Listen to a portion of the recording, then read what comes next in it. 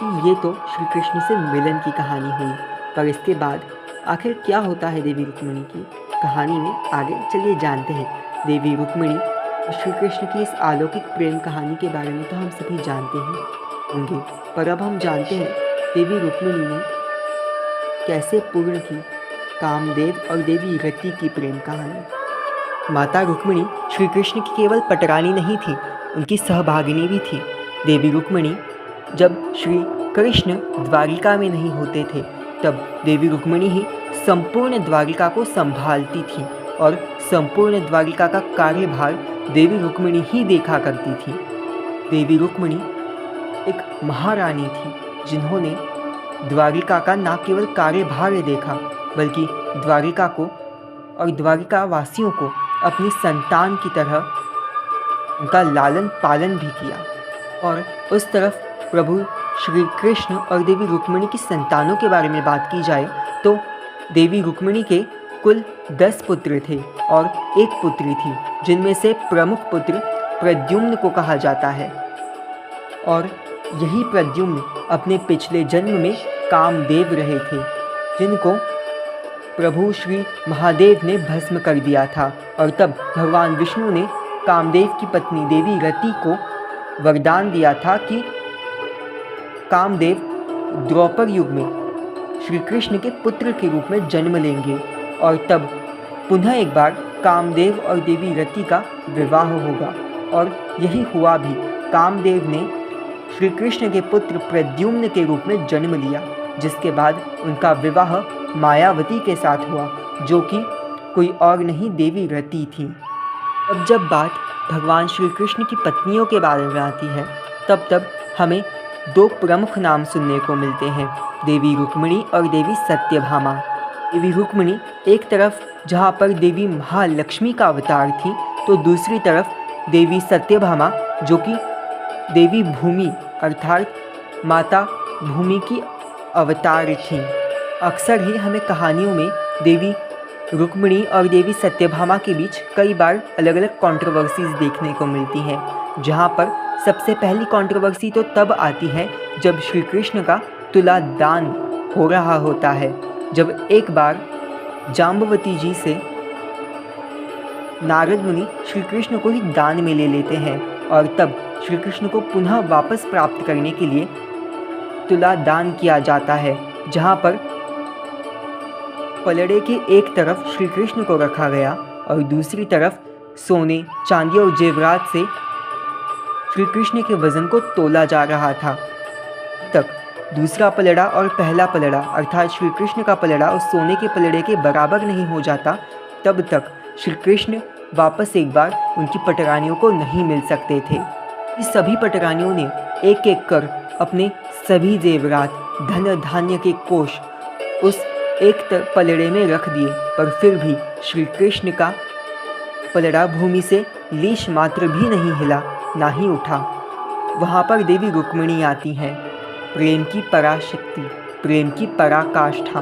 अगर श्री कृष्ण को बरसाने में पूरा करती है श्रीमती राधा रानी, तो श्री कृष्ण को द्वारिका में पूरा करती हैं देवी रुक्मिणी। देवी रुक्मिणी केवल एक तुलसी के पत्र को अपने संपूर्ण प्रेम भाव से पलड़े की एक तरफ रख देती हैं। उस एक तुलसी दल पत्र से स्वयं श्री कृष्ण का पलड़ा हल्का हो जाता है और तुलसी दल का पत्ता अपने आप वो पलड़ा भारी होकर नीचे चला जाता है और श्री कृष्ण पुनः उनकी पटरानियों को मिल जाते हैं। देवी रुक्मिणी के प्रेम, सतित्व और प्रेम की पराशक्ति की ही पराकाष्ठा थी, जिसकी वजह से श्री कृष्ण उनकी पटरानियों को वापस मिल पाए। और इसी के बारे में हमें एक और कहानी भी देखने को मिलती है, जब एक बार देवी सत्यभामा ने श्री कृष्ण से वो पारिजातक का वृक्ष मांगा था जो कि समुद्र मंथन से देवताओं को मिला था। तब श्री कृष्ण देवताओं से वो पारिजातक का वृक्ष द्वारिका में लाते हैं और स्वर्ग से वो वृक्ष धरती पर लाया जाता है और देवी सत्यभामा के उपवन में लगा दिया जाता है। और ये देवी रुक्मिणी के प्रेम की पराकाष्ठा थी, जहाँ पर देवी सत्यभामा के अहंकार को हराने के लिए कि श्री देवी सत्यभामा ही सबसे ज़्यादा सुंदर है, इसीलिए ये लीला हुई थी, जहाँ पर देवी सत्यभामा के परिजातक के पेड़ के सारे पुष्प देवी रुक्मिणी के उपवन में पड़े मिलते थे, जहाँ पर फूल तो देवी सत्यभामा के उपवन में खिले करते थे, पर सारे पुष्प देवी रुक्मिणी के आंगन में जा गिरते थे। तब देवी सत्यभामा का सर्वसुंदर होने का एक अहंकार टूटता है और इसी तरीके से देवी रुक्मिणी के प्रेम की पराकाष्ठा की एक और हमें एक दिव्य उदाहरण मिलता है। देवी रुक्मिणी ही देवी सीता है, इस बात का वर्णन हमें स्वयं श्री हनुमान जी के मुख से भी मिलता है। जब हनुमान जी द्वापर युग में द्वारिका पधारे थे, तब देवी सत्यभामा को श्री कृष्ण के बाद वामांग में बैठा देख वो देवी सत्यभामा को देख कर कहते हैं कि आखिर ये कौन सी दासी है जो आपके वामांग में बैठी है। आपके वामांग में तो माता सीता को होना चाहिए था और वो कहाँ पर है। तब देवी सत्यभामा का अहंकार चूर चूर हो जाता है और उस तरफ से देवी रुक्मिणी आती है और तब श्री हनुमान जी उन्हें देख कर कहते हैं कि माता सीता, मेरी माता सीता आ चुकी है। और तब ये पुनः एक बार प्रमाणित हो जाता है कि देवी लक्ष्मी अर्थात देवी सीता ही देवी रुक्मिणी है। जगत माता जगजननी देवी रुक्मिणी अत्यंत करुणामयी और दयामयी माता है। रुक्मिणी के पराकाष्ठा और त्याग का एक उदाहरण हमें श्री कृष्ण के देह त्याग के बाद भी मिलता है। जब श्री कृष्ण ने अपना देह त्याग कर दिया था, तब भी द्वारिका को कुछ नहीं हुआ था, क्योंकि देवी रुक्मिणी वहाँ पर थी। जिसके बाद देवी रुक्मिणी ने अपनी सभी श्री कृष्ण की 16,000 पत्नियों को संभाला, संवारा और उन्हें उनके दुख से बाहर निकाला। सभी द्वारिका वासियों को द्वारिका से स्थलांतरित किया और अर्जुन की सहायता से सभी द्वारिकावासी श्री कृष्ण की 16,000 पत्नियां द्वारिका से बाहर निकलकर किसी और स्थान पर स्थलांतरित किया गया।